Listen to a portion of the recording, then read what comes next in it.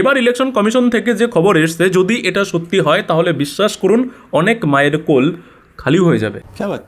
আর পুরো ঘটনাটা কি ঘটেছে, ইলেকশন কমিশন থেকে কি আপডেট দেওয়া হয়েছে, সমস্ত বিষয় আমি আপনাদেরকে বলছি।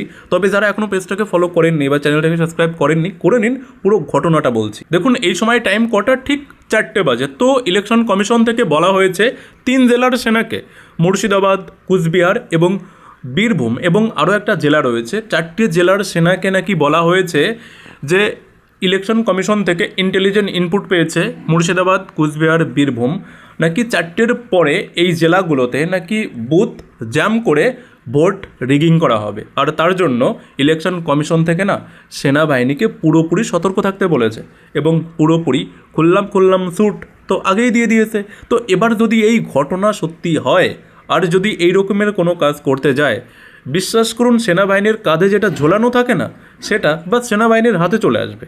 আর তারপরে কি হবে সেটা তো আমি আপনাদেরকে আগেই বলে দিয়েছি। এই তো লেটেস্ট নিউজ। আর তৃণমূলের জন্য সবথেকে শকিং ব্যাপারটা কি জানেন, যে আজকে দুপুর 3টে পর্যন্ত, শুধুমাত্র 3টে পর্যন্ত ভোট পড়েছে 79%।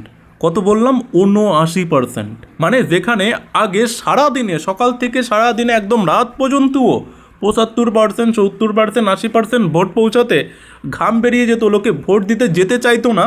আর এবার দেখুন 3টে পর্যন্ত প্রায় 80% ভোট পড়ে গিয়েছে। হয়তো এই ভোটের সংখ্যাটা এবার হয়তো 90 বা 92%ও পৌঁছে যেতে পারে। তাহলে বুঝতে পারছেন মানুষজন এবার কিভাবে ঘর থেকে বেরিয়ে এসে এই সরকারটাকে তাড়ানোর জন্য ভোট দিচ্ছে।